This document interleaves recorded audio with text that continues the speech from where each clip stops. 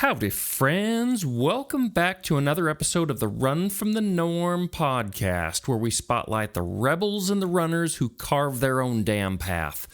My guest is someone who does just that. She's a professional trail and mountain runner, Olympic trials qualifier, a 2:36 marathoner, co-owner of Fleet Feet Treasure Valley, race director, graphic designer, social media manager, and if that wasn't enough, she also is a successful startup founder with a company on a mission to de-escalate high-risk situations and save lives.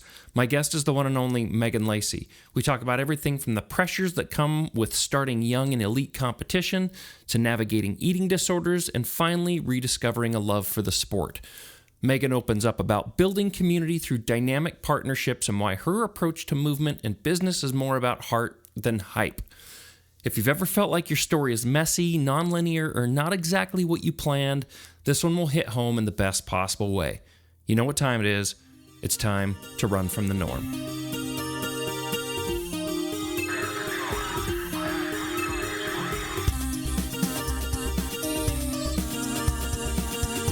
Okay, Megan, we have been talking about getting together for a little while, and we are currently in the Fleet Feet Meridian store, the store that you co-own with your fiance, Alex, and I just want to say thank you so much for taking the time to sit down and have a conversation with me. Yeah, thank you so much for having me. Absolutely. Excited to chat today. Well, let's start from the beginning, and why don't you explain a little bit about where you grew up, maybe what childhood was like for you? I grew up in New Jersey, a smaller town called Marlton, New Jersey. I say that I'm from Philadelphia around here because I'm about 25-ish minutes away from Philadelphia is where I grew up. Okay. It was on the cusp of the city suburbs and then the wilderness. So there's a Pine Barrens area over there, so I grew up right in that area. So you don't claim to be a Jersey girl? I do. No, I totally do. Yeah. I'm a Jersey girl. I'm proud. Yeah? Well, Yeah. What was it like growing up? Were you active? Were you into athletics? Are you an only child? I have two younger brothers, so I'm the oldest, and I was pretty active starting at 7 or 8 years old. Before that, I really had no interest in sports, which I know sounds really young, but I went from picking daisies in the field at 5 or 6 to being like ferociously competitive. Oh, So geez. it was, And did you say it was brothers? yeah, two younger brothers. So yeah. was there competition there? Or? Not really. I mean, I think sometimes there's always inter-family competition, but Right. we had different interests, so I didn't really view them as competitors. I more so viewed external boys as my competitors, so Gotcha. I did like beating boys. That was something I enjoyed, but my brothers were younger than me, so I wasn't trying to beat them. You were the older sister. There was no Yeah. competition. Well, what flipped the switch for you? I don't really know, but all of a sudden I just loved competing. I started with swimming, and the first year I did swimming, I made the team, and then they like demoted me from the team. Oh, geez. Because I was so bad. And then the next year I was the state champion in swimming. So Oh my gosh. it was just all of a sudden I just became good at sports, which I'm really grateful for, but it really was like a binary action that happened. There wasn't like a different focus to where after that first year, you're like, okay, I got to come back and kick some butt here. There was probably a little bit of that, but I think it was mostly just realizing that if I worked really hard, I could be good at these things. And once I saw some of that progress, then I just kept funneling all of my energy into getting better at the sports I was doing. Were you solely focused on swimming or were you running too at that point? I actually started swimming when I was 4, technically. Oh my goodness. Yeah, so pretty young. And then I started running when I was 8. And then I actually played soccer. So I started Okay. soccer when I was 6. So I was doing all 3 by the time I was 7, 8, which is when I really started getting serious about sports, which is crazy because it's more than 20 years now at Been a this while. point. Yeah. And then at what point did running take over as kind of your sole focus? Running was always my primary focus. Okay. As soon as I started running, which I actually only joined the track team because I didn't like softball. So I tried softball when I was 7, and that really was not for me. They kept having to bring the tee out, and that would be really embarrassing for me that I couldn't actually hit the ball. And so I decided I did not want to be embarrassed anymore. So I started running, and I was really good at it immediately, which I'm really grateful for, but I think it also caused some anxiety in my career over time. But I basically went from starting running to being the second fastest 8-year-old in the country Oh my over goodness. the span of like 3 months. I didn't even have running shoes yet. It was honestly pretty crazy. Yeah, and it all sounds like happened it. so quickly that I didn't even really fully understand until after the season was over. And you said the second fastest 8-year-old in the country. Yeah, in the 800 meter. That's crazy. Which was like the 2 mile back then. It was the longest they'd let 8-year-olds run. And nobody else in your family or anything this is just something you went off on your own? Athletics isn't really like a massive focus for my family. My brothers are both in the military now, so they stay physically fit. They do like training and doing athletics, but I'm the only person that really pursues sports at like a deep level. Interesting. Yeah. So how much pressure does that put on you as an 8-year-old? Are you having fun doing it, or does it turn into something where you're feeling the pressure? Because I think there were some issues that developed, stress-induced ulcers. I don't want to put words in your mouth. I mean, would you like to expand on that? Yeah, I think pretty quickly I put a lot of pressure on myself. And I think a lot of that was internal and just the way that I am. But I think also people say things like, oh, you're a future Olympian, or I'm going to watch you one day on TV. And then you start to internalize that. And I think people mean really well when they say things like that. But I think if you're already a perfectionist, then you're like, I have to go to the Olympics now. Sure. That is my sole focus in life. Like you mentioned, I actually did get stomach ulcers when I was 9. And I started having a lot of performance issues that I think were mostly mental blocks. When you say performance issues, are you talking about like consistency or like I just choke at nationals or something. And when I'm talking choking, I'm not saying I'd come in last, but I would be ranked. Not perform to where you expected. Yeah, I'd be like ranked 2nd or ranked 3rd, and then I'd come in like 12th or something, or I'd come in 6th. And it wasn't that I wasn't fit enough. It was just that I was having panic attacks essentially as like a 9 and 10-year-old kid. So I really think I lost my love for it pretty quickly, honestly, which was kind of sad. But you kept going with it. Well, I've always felt like I needed to run. And I think there's a few reasons I felt that way, but I just always have felt like it's a really important part of me, even when it hasn't really been agreeing with me mentally. Sure. So I think there was like a deep love for it beneath all of that.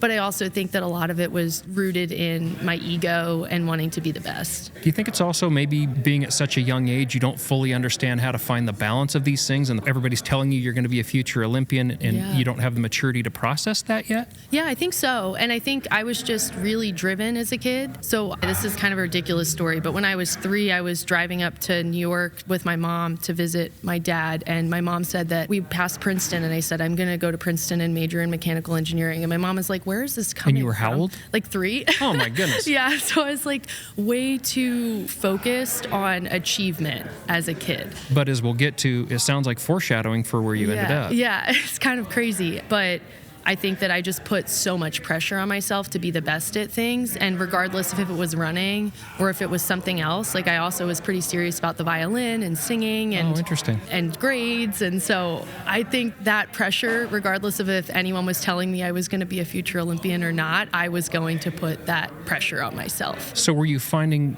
joy in this stuff, or were there other things you were doing more for fun? I mean, how does an 8-year-old train? What's a training protocol of an 8-year-old? Yeah, that's a good question. I think swimming was always my fun thing because we'd spend the whole summer at the pool. So I'd go to practice and then I'd play with my friends all day in the pool, essentially. So I think that was my primary way I had fun. You know, I hung out with my brothers and we played some video games and we'd play some adventure make-believe games as well. But sometimes Alex and I joke that I kind of like skipped childhood. Sounds like it. Because I just like really wanted to be good at sports. I feel like sometimes I've lived in reverse where I'm more of a kid now as a 31-year-old because I really do appreciate those little things and those little moments. Because you didn't really give yourself the opportunity to enjoy it at that point. Yeah, totally. I assume your family was supportive, your mom and dad were supportive of what you were doing. Oh, yeah. Did you have a specific mentor or coach that was helping you along the way? How are you advancing at such a young age to such a high level? I definitely had some really good coaches and influences in my life in the early days. My mom was always so incredibly involved and supportive in all of this. I don't think she missed a meet until sophomore year of college. Oh, wow. So she was always there, just always supporting me, always at my track meet. So it was kind of an activity we did. You know, that's like the fun thing we do on Saturday. We go to a track meet together, and I'd go see how fast I could run, and then maybe we'd go to the mall or get something to eat. Go get some ice cream afterward. So that was something I feel like a journey that we were taking together. And then I had a great coach, and he wasn't like a high school coach, but he was just really supportive.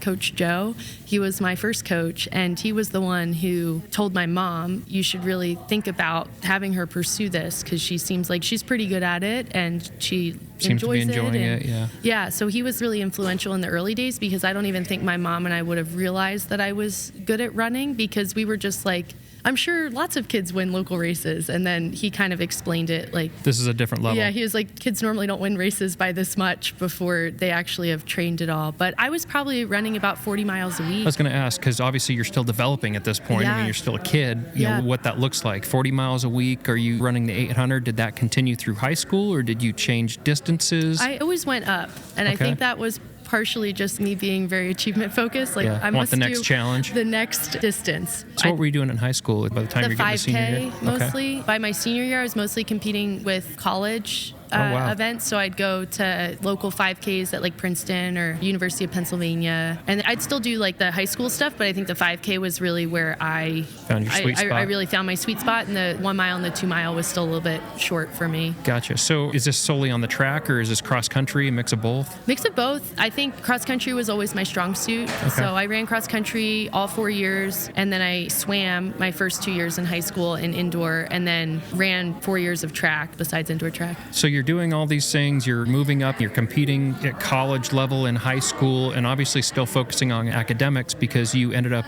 going to Stanford and you were studying mechanical engineering. Yeah. How did that happen, and what did that look like when you got to Stanford? I actually did not think I was going to go to Stanford because it was too far. Keep mentioning Princeton. Was that on your radar? I looked at Princeton, I looked at Georgetown, I looked at Harvard. I actually committed to Harvard. That's where I was planning on going to school. I feel like that was the first time I maybe did something for myself. And of course, that would have been a phenomenal school to go to. I would have been very grateful for that, but I just felt so much more at home.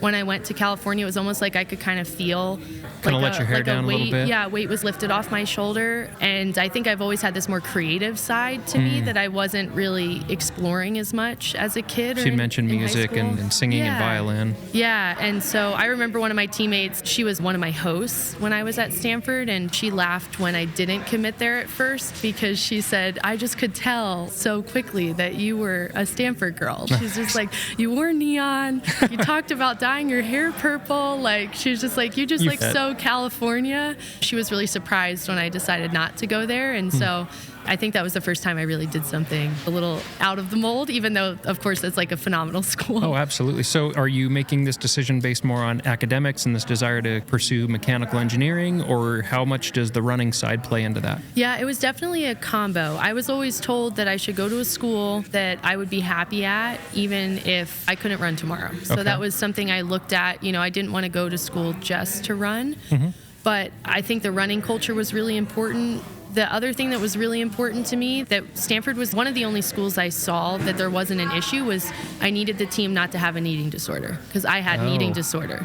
And I knew that I didn't want to be surrounded by a bunch of women that also were anorexic, because I knew I was secretly anorexic. I was going to ask if you were open with this or if this is a totally private battle. No, I think some of my friends from college, I think most of them know now, but I think people thought I was totally fine. I think I hit it really well.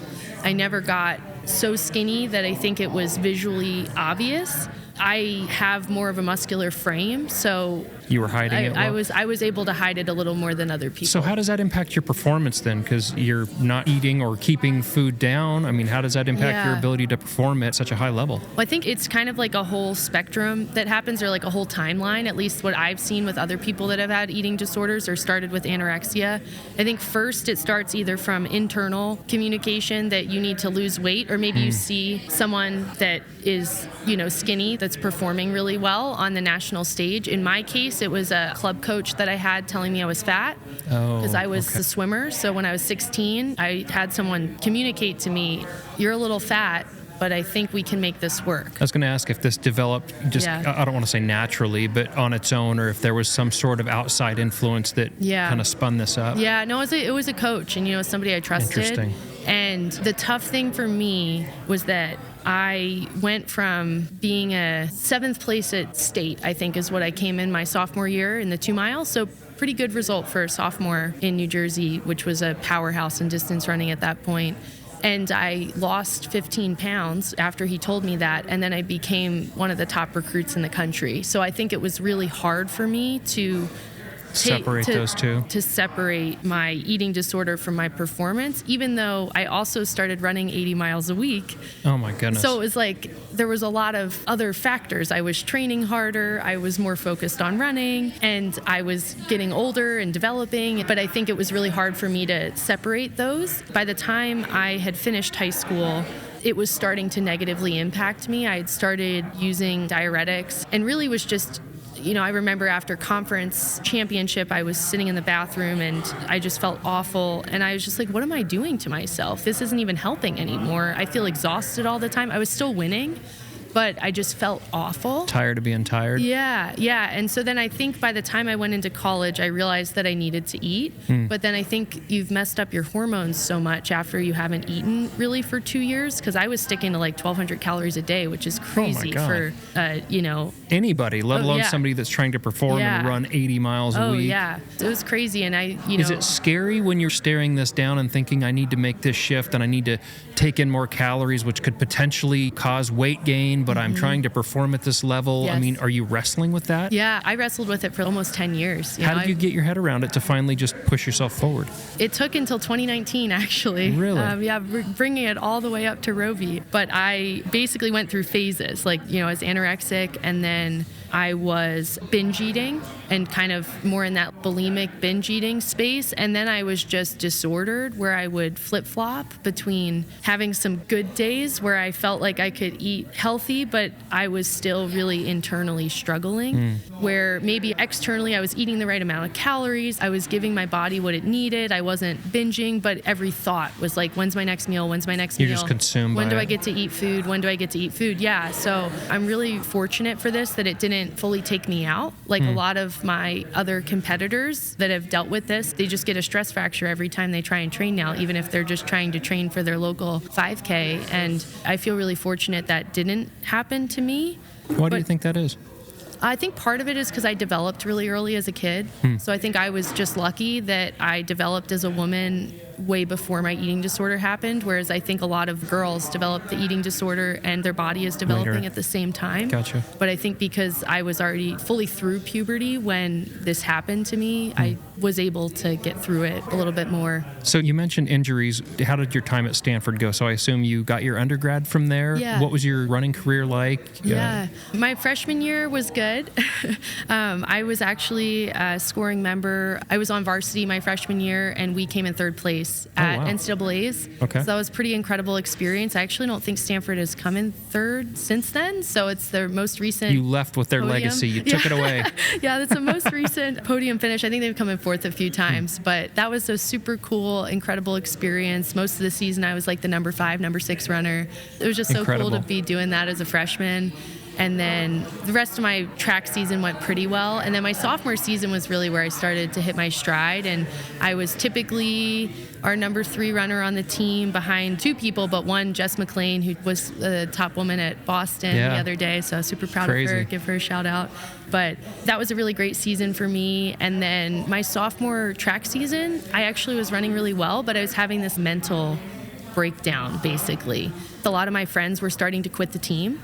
And that was the first time I realized that you could quit something. Is it like an identity crisis at this point? Yeah, it was really weird. I think I was a little frustrated because I was not running 15-15 like Jess, and I was training with her. So that was, I think, part of it. And were you having injuries at this point? Not yet, but I think I was overtraining. So I think I was kind of building the base to lead to what happened to me the next 4 years or so. Is I was training outside of my means. I was trying to keep up with our top women, and maybe didn't want to admit that I wasn't quite there yet. And I was kind of in this weird space where the women right behind me weren't quite running fast enough, and the women in front of me were running too fast, but I would rather push harder than slow down. And maybe in hindsight, I should have just slowed down a little bit, and maybe I would have been a little bit healthier. So, what injuries did you have?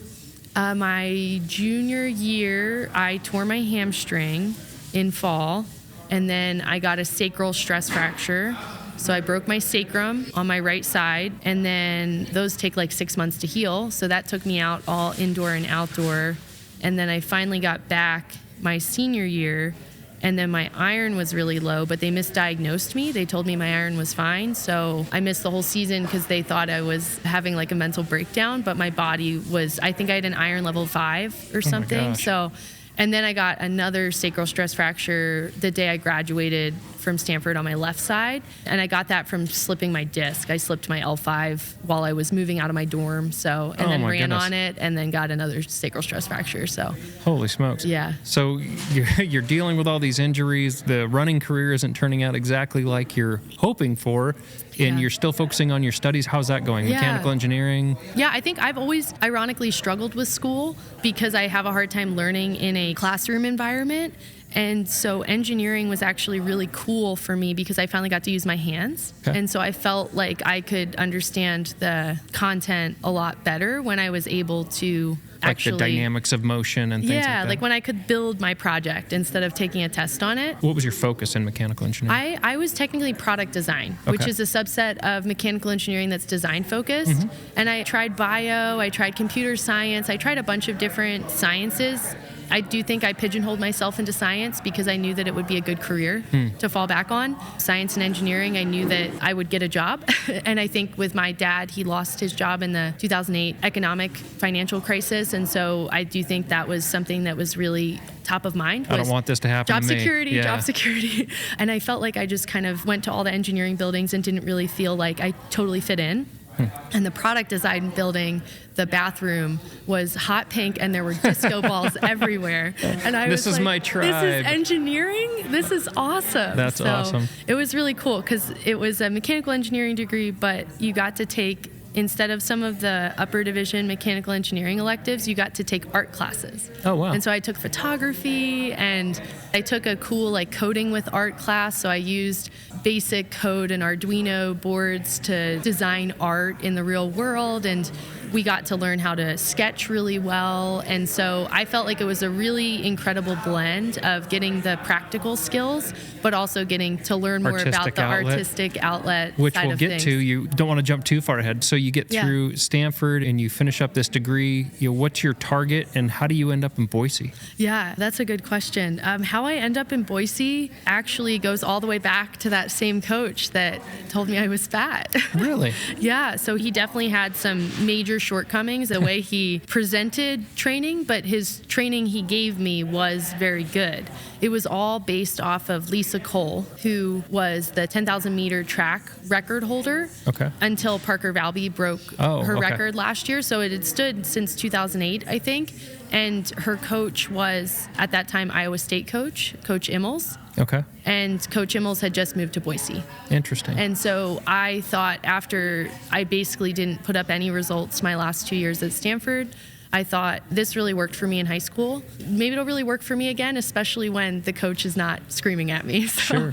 Yeah, so I had one friend on the team from Stanford, from Boise, and he said, it's a cool place, there's nice trails. And I was like, cool, I'm going to reach out to the coach. And I looked at some other schools, but I think in the back of my mind, I knew that if Boise State would take me, I was probably going to go to Boise State because it's just where I felt like I was supposed to go. Sure. And did you always intend on going for an advanced degree, or was it you just wanted an opportunity to continue running? Yeah, I didn't finish my degree at Boise State. I stopped when my eligibility stopped. I really liked my program, but I wasn't really in the financial position to pay for it. Gotcha. And I thought it would be better to just start my career. And I actually started Lumini while I was at Boise State, so that played a role in it as well. And can you explain what Lumini is and how you became involved with that? Yeah, Lumini is a tech startup, and basically what we make is we make radar systems that sense through walls to find people in disasters. So we have a device that's about the size of, I guess, my head or something, 6 inches by 6 inches, and you put it on the wall and it detects someone on the other side of the wall, says they're 10 feet away, they're breathing, they're walking, tells you what they're doing so that you can make a better decision for de-escalation and for fire response. And where does that come from? Was that your idea that you had and you happened to just find the right person that was able to help bring it to life? Or what was your skill set in pairing there to create this amazing technology? It was actually class at Boise State. So the ironic thing about my master's program is it was a part-time master's, but you have to be a full-time student to be an NCAA athlete. So I had to find random classes to take. And so I ended up going to the entrepreneurial college because that felt very tangential to what I had done in undergrad. and generally the Stanford culture of startups and entrepreneurial endeavors. And so I took this class in the venture college, and then they said you should really take this class, and it was a class called Hacking for Defense. And basically the premise was give student teams complex problems that the military and other related users have, and see if they can find a solution that already exists out there, or if they can easily create a solution themselves. Interesting. And so that's how it all started, and we got a final interview. I think the reason I thought it was a really important thing to focus on, because my brothers are both in the military, and I liked the idea of being able to help in a way that didn't, involve weapons or anything, that was more like a de-escalation mechanism to save more lives. As I say, it sounds like it's a life-saving opportunity. Yeah, and so that was really cool. I thought building something that was so out there and unique, I think, was appealing to me. I wanted to see if I could do it. And then we also got a late stage interview to Y Combinator, which is the big tech. Absolutely. Yeah, the big tech startup accelerator. And we didn't get in that time. We got in 2019, so I went through that in 2019. That's huge. Yeah, but we got that interview, and I think the combination of the mission being really important, thinking we had a good solution, and getting that interview, which kind of made us say, we must be onto something, because Y Combinator thinks we're onto something. Yeah. That's what then made me decide that I was going to try it and see if I could do it. See where it goes. Yeah. Well, so without going too far into it, I'm super curious. So it sounds like it started out as a class project. Yeah. And so you're with a team. How many people? There were like 6 people on our original team, and then there was a co-founding team of 3 of us. So one of the co-founders was in my class, and the other co-founder was his college best friend. Oh, interesting. Okay, who's one of my best friends now. So you come up with the idea in class, you start working on it, you're getting this professional support outside of the class. At what point does it transition from a class project to something that you're going to turn into legitimate business? Obviously, Y Combinator, you're getting. How does that transition look like? It was slow. I think there was like a year of true just not despair, but where we just did everything wrong. But I worked on it full time. I basically did an internship for 3 months, and then I started working on it full time after I was done with school. So it was pretty quick in how it transitioned, but we spent about a year in just prototype hell, where we would just make something and it wouldn't work, and fail and learn, fail forward. Exactly. And I was really starting to question why we were doing this. That's when I started actually running a little bit more again, because it felt like when I was doing the startup every day, I was like, what day is it? I'm just working all the time. I don't feel like I have a good semblance of life structure. I'm just getting out of bed and pressing a bunch of buttons. Yeah. Sure. And I never really fully stopped training, but I started training, and I had met my friend Emma Bates, who's a really good... Emma's, she's a friend of mine too. Oh, cool. Yeah, she's super sweet. What she's done has been absolutely amazing. Yeah. And so I met her, and we started Idaho Distance Project. Yeah, with Cameron? Yeah, exactly. Yeah, and then he was coaching me for a while. Oh, okay. Yeah. So we started that all together, and with Kinsey Middleton as well. Okay. Who's still in Boise. And I started getting more serious about running in that transition. And I remember thinking, if this next prototype doesn't work, when my marathon debut is over, I'm leaving Boise. I'm done with this. And then our prototype worked. We got into Y Combinator. I got an Olympic trials standard, so I wanted to stay here and train. And I was just like, oh my gosh, I guess I'm going to live in Boise now. So 2 questions there. One, and I don't want to spend a lot of time on it, but I'm curious. When you're doing this startup and you're going in deep, are you raising money? How do you pay for this thing? Y Combinator was our initial money, and then we did a seed round after that, and then we won a national competition with the Army that actually gave us a quite sizable grant, and so that's how we got started. Gotcha. It's super. I always find that stuff fascinating. Yeah. But so while you're doing this, then you start to refocus on running, and up until that point, were you running for Boise State, or were you just out running the trails and having a good time? Yeah, I ran at Boise State in 2016 and 2017, so I did it for a year and a half. And then after that, I was just running the trails. I was really just trying to get out there and stay consistent. And I signed up for Roby in 2018 and kind of secretly trained for it a little bit. I had no idea what to expect. I'd never done a half. I was just doing a lot of gym work. And everybody kept asking me when I was at my internship, when I said I was a runner, if I had ran Roby. And I was like, man, you can't live in Boise without somebody asking if you ran Roby. Yeah, exactly. So I was like, I need to run this race. I'm going to do it. And I wanted to win. And And how did it go? And I won, so and it was nice. Not just one, No, but... this was the first time. Oh, first time. Yes, okay. I just won. Okay. Yeah, just won, but it was a really defining moment in my career because I hadn't had a win for a while.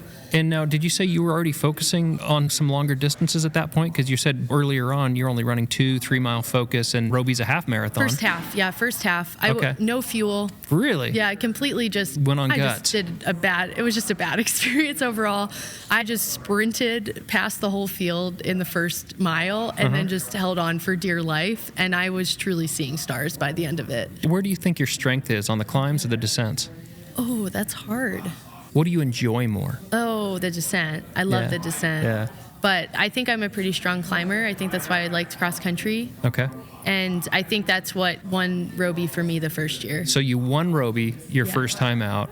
And what does that springboard to, or how does your training change? Yeah, at first it just gave me confidence. Okay. I just felt more like myself. It just was the first time in a few years that I felt like I had performed at anything, which maybe is a little dramatic, but I just had been so injured for so long.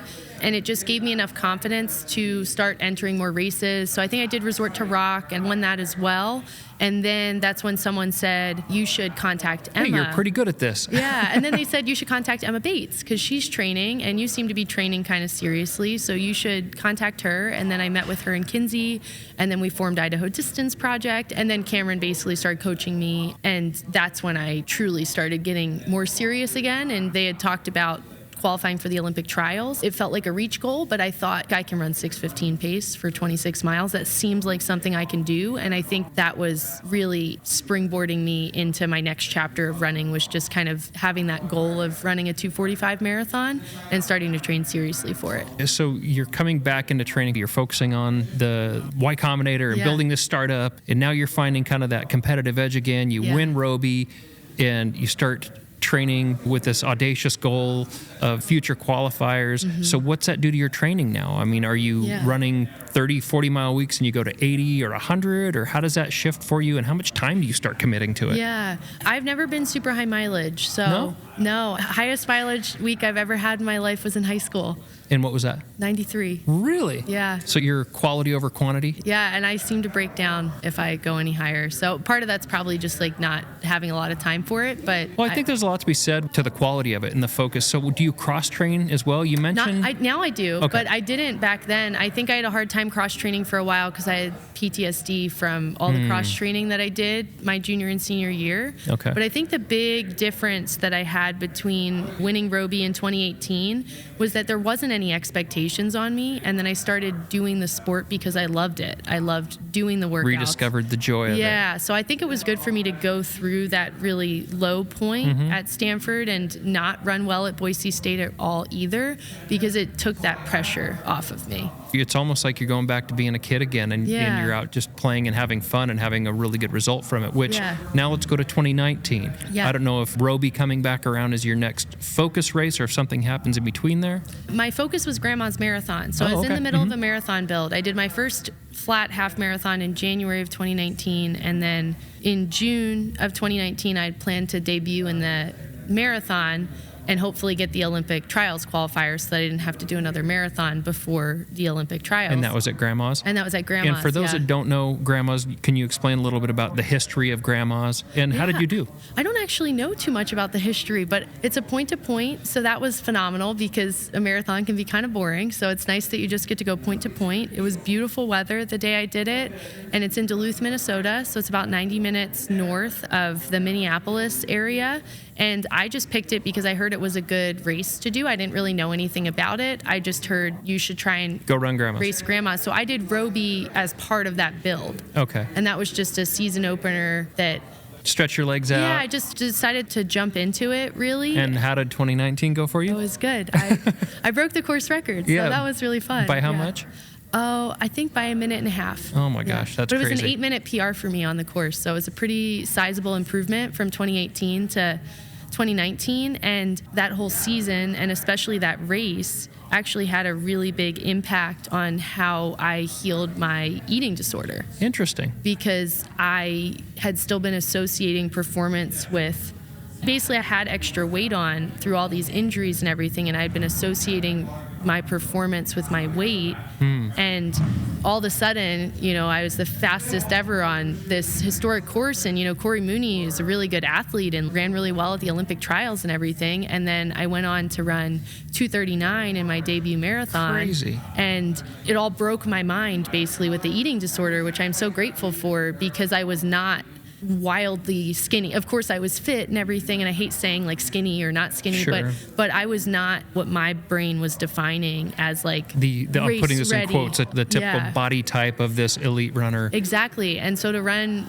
a marathon at 6:01, 6:02 pace, Crazy. it was screaming in my face Yeah. that skinny did not equal fast. I couldn't think that anymore. It literally was impossible. You can't run marathons without some fueling, calories, and hydration. So what's the strategy look like for you to run that fast? Yeah, it's hard to eat when you're running that fast. Yeah, your stomach just doesn't like it. It's so hard. I don't know if I've fully mastered that, but I stick to very neutral things and just try and get down Like as what? much as like a Morton gel or a goo I like the vanilla Mortons. flavored. Those go down easy. Yeah, I just try to get it down my throat as quickly as possible. Do you stick to a specific timing strategy, or is it just depending on how you feel?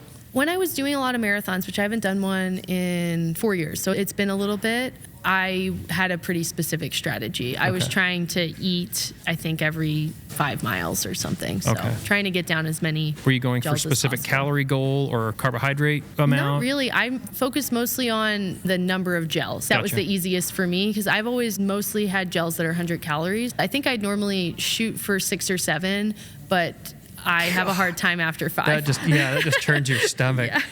Makes me think of ultras where fueling a whole ultra on gels to where you get to that point where you just can't put it down. Yeah. So what happens at that point? So you qualified for, correct me, it's probably US? The Olympic trials? Yes. Or so I qualified for the Olympic trials in that marathon. Okay. And so I ran in the Olympic trials in 2020, right before the world shut down. My foot was broken in 6 places, so that was not a good race for me. But I really wanted to do it. And in hindsight, I'm really glad I did because I didn't know that COVID was going to completely change our world. Yeah. That was basically the best time to have a foot broken in injury. 6 places, except for I couldn't go to the gym. So that was a little tough. So you did run the trials? Yeah, I ran the trials. And how did it go for you? Poorly. Yeah. I hadn't ran for about a month before the trials, so really just getting through it. I hated that because I wanted to be there to compete, but really all I had in that moment was to just be there and appreciate it. And I'm really grateful I did it because I remember it being such an incredible experience. Did that shut the door then for you for marathons and you started moving towards trails? Because where I was going is Team USA for mountain and trail. Yeah. I did some other marathons. So I've ran a handful of 240 marathons. So I did the Marathon Project in 2020, which was like a small 40-person. They basically took like the fastest 40 people that wanted to do the marathon, and you had to take like 7 COVID tests or something to do it. It was like a really micro marathon. But then I kind of decided that I wasn't really loving the marathon as much. My body wasn't really agreeing with it. I just wanted to change. And I really felt like I had some unfinished business on the track. Oh, okay. Because the track had just been where I felt like I had spent most of my career. Where it all started. But I never actually got to perform. I felt like I was in the best shape of my life, and I never had gotten to use that fitness on the track. And this is when Alex started coaching me between 2020 and 2021. And I told him, I want to qualify for the Olympic trials in the 10K because they had moved the 10K Olympic trials to 2021. Okay. And so I really went after that goal pretty intensely. I just missed it, which was pretty incredible in hindsight because my PR was 35 minutes before that, and the time was 32:30, and I ended up running a little over 33 minutes. Oh, jeez. I only had one chance to make it, so I feel like I had more in the tank. But the whole reason I'm saying that is because the really beautiful thing that came out of that season was I didn't accomplish my A goal of making the Olympic trials. But I still had this thought in the back of my mind, especially from Roby, like, you're really good at trails and uphills. And you've got that strength. Yeah, like there's something there. And I was actually talking to Dan Button, who's been on the pod Dan. a few times. I love Dan. Yeah, and I was like, I'm thinking about doing the Mountain National Championship, but I don't know if I want to go all the way to New Hampshire. It's so far. And he said, it's not New Hampshire this year. It's in the Mount Hood area. I signed up the next day. I'd been doing foothills training for quite a while. I felt like training was getting a variety, not just doing greenbelt miles every day, moving my body in different ways. But I didn't really know what to expect. I went to the Mountain Champs and I was like, there's a chance that I'm going to do really well here. There's a chance I'm also going to completely fail on my face. And I had no idea. and I came in fourth, and I made the team. Crazy. And is Alex is training you at this point still? Yeah. Okay. Yeah. Where does that lead? Well, I was supposed to get to go to Thailand, but then they canceled the World Championships because of COVID. Oh, jeez. So I made the USA team. Like I can always say I've made a World Championship team, but I have not competed at the World Championships yet. And so that has been a little bit, yet. That has been really a little bit frustrating because I think that has been like primed, a lifelong ready. Dream. Oh, I can only imagine. Yeah, like I cried so much at the finish line. I was just overcome with emotions that I had finally done everything it. you've been through to be at that point. Yeah. So where does that lead after they cancel it? What happens at that point? I tried to do one more marathon build that didn't quite work out. And then after that, I basically transitioned to trail running. So I went over to trail and tried to do a 2022 season, tried to remake the team because they decided to reselect it, and got COVID right before the race. Probably wasn't in the best shape for that event. And so that didn't really work out.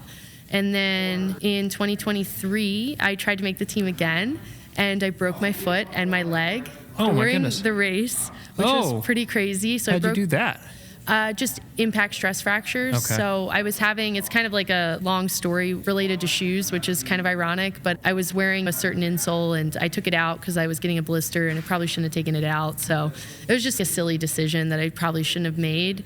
And I've had to work a lot on my foot strength, and I've also done a lot of work with what I wear on my feet. Not to totally sideline us, but I think every runner has a closet full of shoes of all different sorts, but they usually have a favorite. Do you have a specific shoe that's your go-to? It just works for you? Yeah. Well, I did for 15 years. And what was it? The Nike Pegasus. Really? That was my go-to. I could never wear that. It was always too narrow for me. Yeah, it certainly feels that way to me now. So interesting. What do you wear now? I wear Topos. Do you really? Yeah. That's actually on my list. That's my next shoe to buy. Yeah. I've never worn a Topo, and I'm really interested in how those work. Yeah, I feel Which like one are you I wearing? can't be brand loyal or something as a running store owner. Which but we haven't even got to that. But what is it about the Topos then? the wide toe box. So I have a Neuroma, and the Neuromas typically you need a little bit more space. So I developed the Neuroma the last few years. I think I've had it since 2019, but it really started causing issues for me in the last few years. Okay. And so I really like how the toe box is wide, but my foot's really narrow.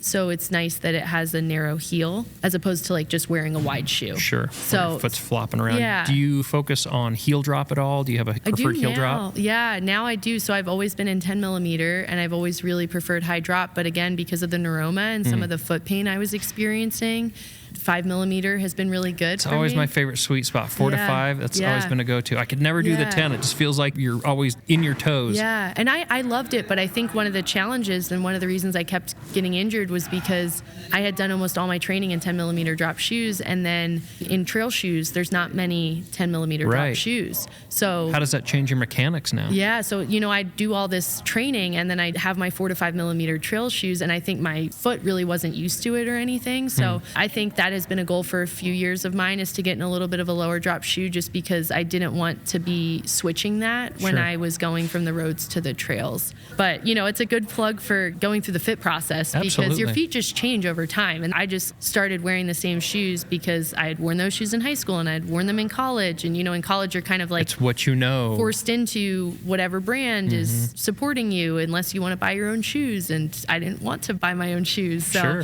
I was like, free is always a good price. Yeah, exactly. So which model do you wear? I wear the Atmos, Ultra Venture, and the Mountain Racer. So and wear all three of those. Yeah. And then how much road do you do now as opposed to trail running? Minimal, except for track workouts. Gotcha. And I do like a track workout at least every other week, and that is normally with Tree City Track Club. So, gotcha. Okay, so that's a great point to pivot, because we haven't even started on. We're sitting in Fleet Feet in the Meridian store, which there's now Fleet Feet Nampa.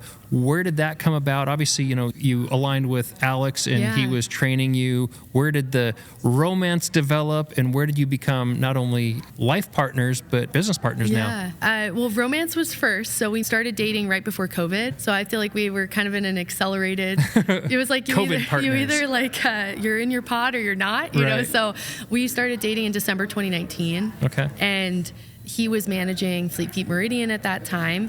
And so I started learning more about Fleet Feet basically there. I bought my first pair of shoes at Fleet Feet when I was 8, but I wasn't necessarily super in the running scene. I tried to keep it honestly a little bit separate. Like at work is engineering and non-running things, and then running is the fun thing that I do. It was cool to meet someone that got the running thing. It'd be hard to be with someone like me if you didn't understand. Oh, well, I shouldn't say running. But I understand there has to be an alignment there to understand the passion for it. It's such a big part of my life, so I think that was really cool, and we just really hit it off quickly. And then we probably were dating for about a little less than a year when he started coaching me. And that just kind of came up organically. So you were dating before he started coaching you? Yeah. Oh, okay. Yeah. So we were dating for almost a year, and then I was going through a coaching transition. I didn't really know what my next step was, and we started just building out my training, and it was supposed to just be a temporary thing. And then I was like, you know what, this is really working. And with how much I'm working, because at this point I was fully into Lumini, I was traveling a lot for work, I was like, it is so nice to have a coach that knows what's going on in my life. I don't have to like say, I'm flying out on Tuesday and Sunday and I have a massive conference day on Wednesday. Please don't put a workout there. Like, he just knew all these things, being my life partner. And he was incredibly knowledgeable from his experience coaching other people, and then also working under Mr. Newton at York. That's crazy. Yeah, and Mr. Newton and the coach that I had in high school that wasn't phenomenal but had good training, I do think they have some similarities in their training. I think them and Immels, they do have a similar training philosophy. So I think that also was consistent with what I had really enjoyed before. But yeah, he started coaching me, and then about 6 months into coaching me, he ended up leaving the Meridian store. It was just time for a change. And so we were talking about how to sell sensors at dinner. And then I was just like, do you want to be our sales manager? Oh, that's right. So he came into Lumini. It's funny because every time you say Lumini, it reminds me of like a Dan Brown book, like Da Vinci Code, and Angels and Demons. Well, that's like, so it's what's the secret society The there? all-knowing eye is what Lumini comes from. Okay. So it is like an Illuminati reference. Total, okay. Yeah, because we can see through the walls. So that makes sense. Actually, they're just spot on right there. Okay, so, well, I'm a bookworm too, and I love Dan Brown books, Da Vinci Code, and Illuminati just reminds me of that. Yeah. Anyway. But yeah, so he started working for Lumini.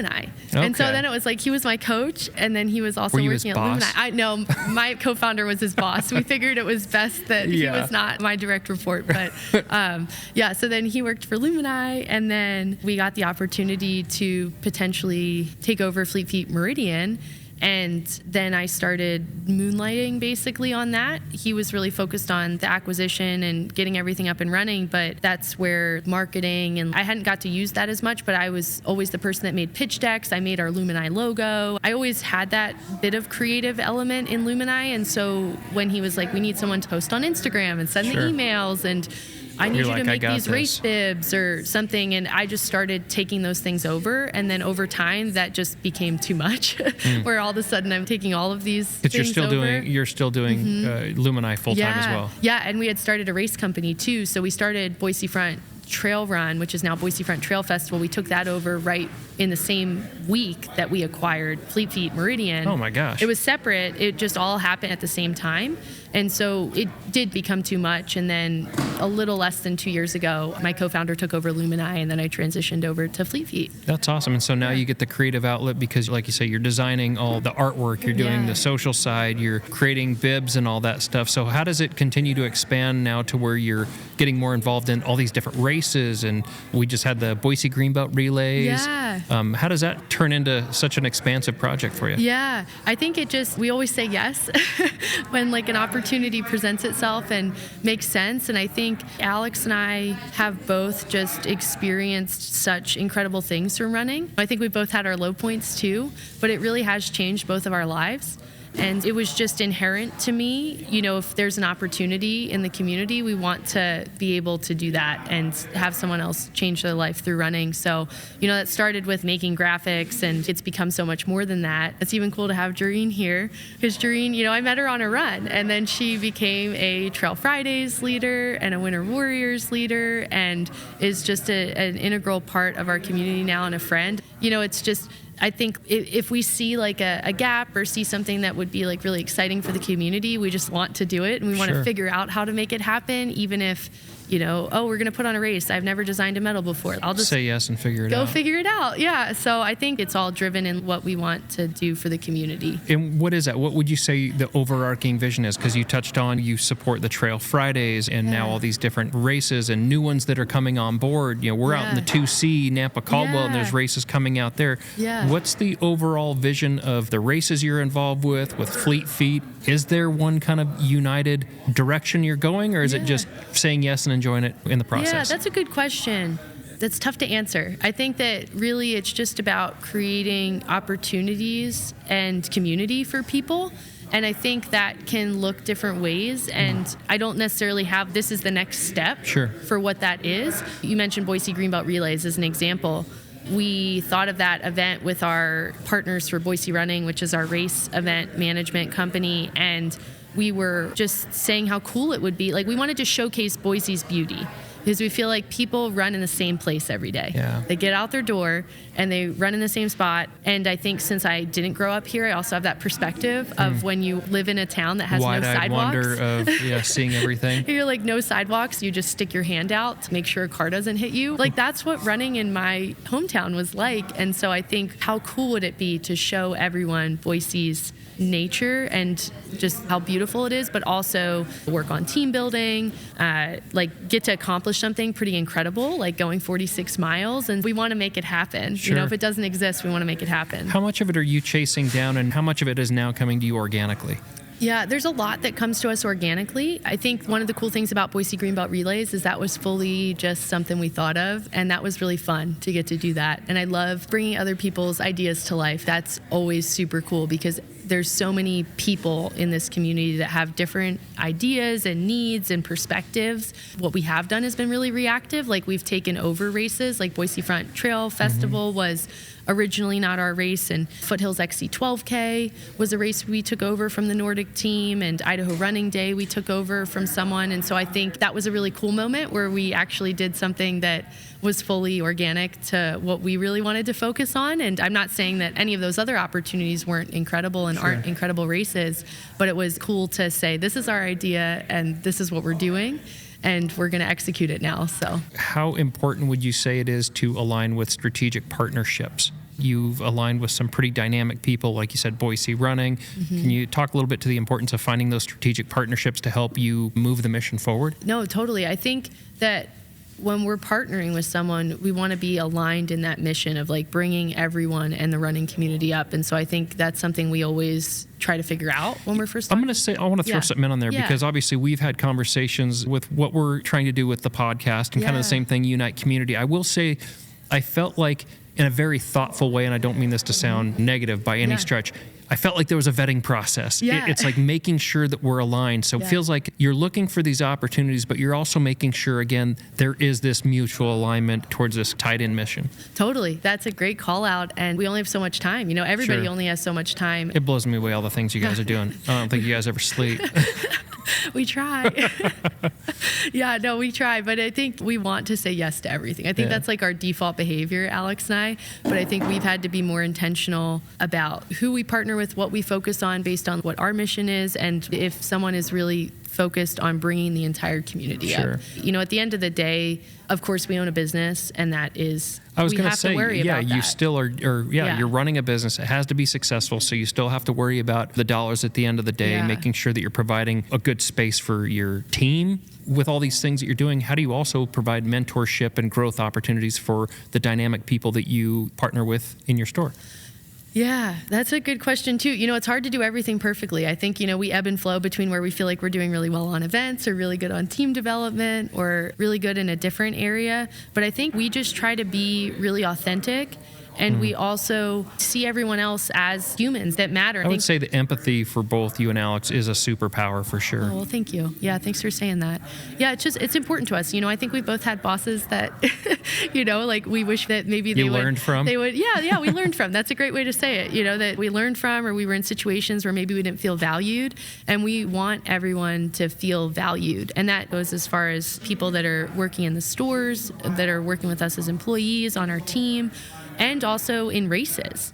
A lot of people will say stuff to me because I have such a running resume that, oh, well, I'm not like a real runner like you. We're all runners. If you're like moving your legs, that's what it doesn't matter. My PR is faster than yours. A lot of times, like, I think it's so impressive for someone that does Roby in like 4.5 hours as opposed to my hour and 25. It's a long time to suffer. It's a long time to be out there. Absolutely. That's a long time. You got to worry about a lot more than what I have to worry about. Yeah. You know, some of our training program members, they were like, what did you eat during Roby? And I was like, I don't eat during Roby. I don't have to worry about that. Yeah. It's a different experience. That's a factor. So I think that's something that we really focus on with everything. And we want to partner with people that we also feel like have that empathy and just generally, like, of course, we want to be successful business and all of that, but we want to do it the right way from a place where we can feel really good authentic about to what yourselves. we're doing in the community and everything. Yeah. So with that, you've expanded out to the 2C, the store in Nampa now, which is awesome because we're out there and it makes it easy for us to get what we need. Is there any future goals on the horizon? Are you settling in with what you have? What does that look like?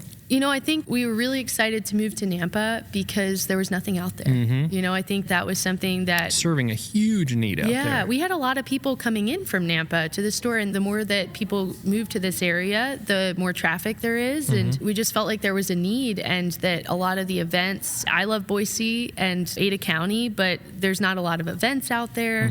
There's not a lot of run clubs or anything, and we just thought people shouldn't have to drive 40 minutes to find this stuff. I know that doesn't really answer your question about expansion or anything, but and you don't have to. I mean, it could just be. Yeah, like I think it just made sense. Yeah. And you did just open it not that long ago, Yeah. so it's probably hard to say, well, what are you going to do next? Yeah, you know, and I think we're still getting our feet under us, but we're really grateful to have 2 stores, and I think that it's been awesome to have the leadership team in place that we do have, because you can't just clone yourself and be at 2 places in the same time. So I think we're still learning a bunch about how you even manage 2 different stores. Locations, and there's different challenges to that, and it's definitely like a new chapter in our learning. So, yeah, constant learning process. Well, like you said, you know, now you're expanding and you have 2 stores to try to figure out how to manage, but you're also not slowing down with your involvement with the races and you know, the involvement with these other clubs. You mentioned Tree City Track Club. Yeah. It's awesome to see. So let's shift a little bit, and I'm kind of curious, what does the future look like for you right now? Are you training for something specific? You know, what are you aiming for? So on my training side of things, I am training right now for the Mountain National Championship on June 1st. And I'm trying to get top 3 because that's what will make the World Championship team. So hopefully 4th time is a charm. And where's that at? It's in New Hampshire. Mount Sunapee Scramble. Okay, Yeah. and this might show my ignorance, but is there a set distance? Yeah, so in World Championship level mountain running, or I guess trail and mountain running, there's really 4 disciplines. There's the uphill, which is essentially a VK, but it doesn't stick to the VK format completely, which is why it's not called a VK. Okay. I also think that's trademarked, so the World Championships can't use it. So that normally varies from 3 to 6 miles uphill. Okay. And then the mountain distance is the one that I'm primarily focused on, which normally ranges from 6 to 9 miles with an up-down element. Is there a specific amount of elevation gain loss that you have to have in that course? It's not fully regulated, but normally it's 3,000 to 4,000 feet in the national championship qualifier, and that is normally reflective of the World Championship. So it kind of depends on the year. I'm trying not to fixate on it as much as I have historically, because I don't actually know how much gain is in the race in New Hampshire or the World Championships. And go and run it. You know, Alex does, I think, so that's good because he can give me the right workout. Yeah, feed you the information. But I've tried not to fixate quite as much, because I think that a side effect of getting really good at the sport again in 2021 was that I started going down the path the rabbit hole again. Yeah, where I was getting too intense about everything. So Alex is still training you? Mm-hmm. How's that dynamic work then? You're engaged to be married, your life partners, your business partners, he's your coach. Yeah. Are there any times you're like, just get away from me? Yeah, you know, I think sometimes there's definitely like a certain time of night. So he'll be like diving into something really intense on work, and I'm like, I have a big workout tomorrow. I need to go to bed. Please do not activate my brain right now. Funny. So I do think that we have to definitely balance everything, and that's just a constant challenge, I think. But, you know, I wouldn't want to do it with anybody else. And it just seems to work. Yeah, like we both would have a hard time not doing this many things, and that's probably a big part of why we found each other in this life, is that we're super passionate about what we do, and we want to do it with our whole heart, and we both appreciate that about each other. It sounds like there are so many of these things that are aligned and combined, but you also have that yin and yang that seems to be so important. Yeah. Well, and he'll just like go. And I think the fact that I'm still training so seriously, I literally can't go. Yeah. Because I do need to sleep and I do need to recover. And sometimes I'm exhausted. And so I think that does kind of balance us out sometimes, because otherwise I think we'd just be all gas, no brakes. Going crazy. Yeah. Oh, that's awesome. Well, you've been extremely generous with your time and the space sharing to record here in Fleet Feet Meridian. We've covered a lot of ground, kind of meandering here and there, and I hope that we've covered everything that you would like to talk about. Is there anything I missed? Anything you want to touch on that maybe I haven't asked about? I don't think so. I think we talked about everything. All kinds of good stuff happening. Yeah. So then I do have one closing question, but I want to give you an opportunity to tell people where they can find Fleet Feet and also where they can find information about you. Yeah, so Fleet Feet, we have 2 locations like we talked about. You can find us at the Village, Fleet Feet Meridian, and then Fleet Feet Nampa. We're right off exit 33 on the Caldwell-Karcher intersection. Depending on what your food preference is, we're next to Costa Vida. Love it. And we're also very close to Texas Roadhouse. So depending on what you like eating, that's how to find us. Isn't there Roxbury smoothies? Roxbury. Yeah, so I guess if you like an acai bowl, you can get that. There's lots of options. You can go to Winco. Yeah. What's the website? www.fleetfeetmeridian.com. That'll take you to both. That's the easier one to say. Yeah, both locations. And then you can also follow us on Instagram at Fleet Feet Treasure Valley. And then we have a Facebook group that we do a bunch of community events in. We share race discount codes sometimes. We have, it's basically the spot where any community action happens, and that's called Fleet Feet Treasure Valley Warriors, and that's on Facebook. Okay. And then for you specifically? Yeah. How can they find you? I'm on Instagram. Sometimes I post. I manage a lot of social media these days, so there's not as much posting on my own page, but if you want to follow me on Instagram, I'm at Legan Macy, which is just switching LEGANMACY. It's my college nickname.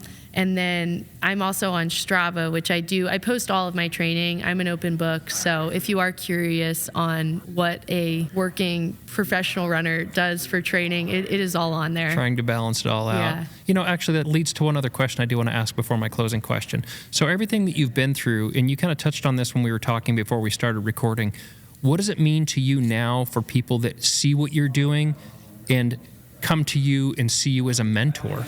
Oh, yeah, that's a good question. Well, I think one of the things that I have grappled with that's kind of related to that is that I feel like running can be really selfish. Mm-hmm.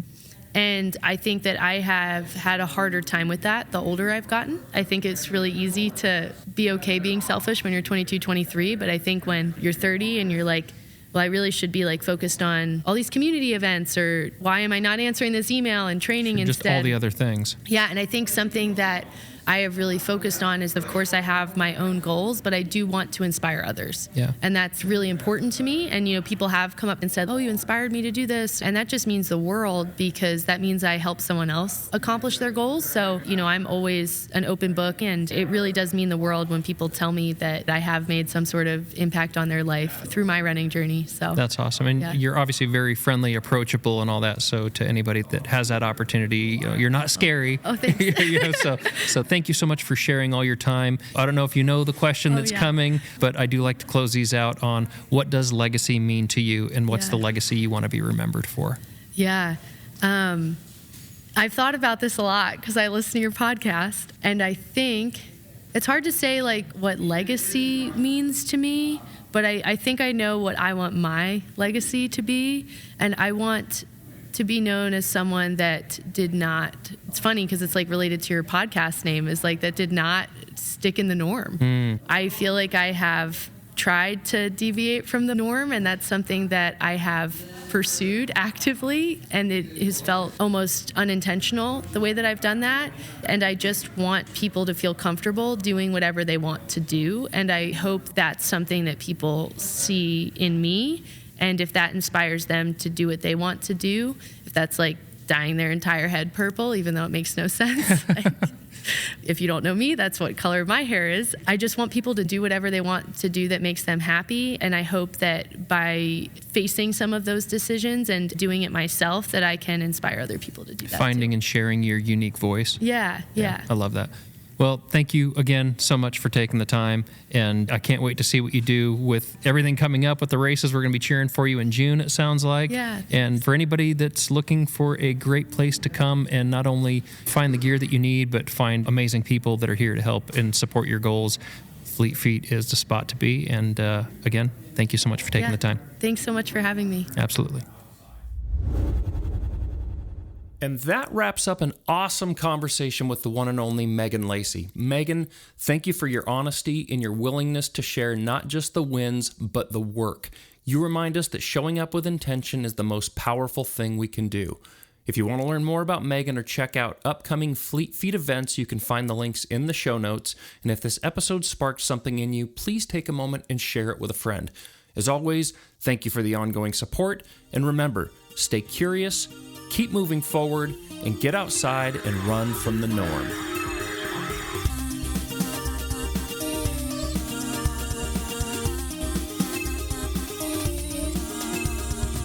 Check that mic, make sure it sound right, boy.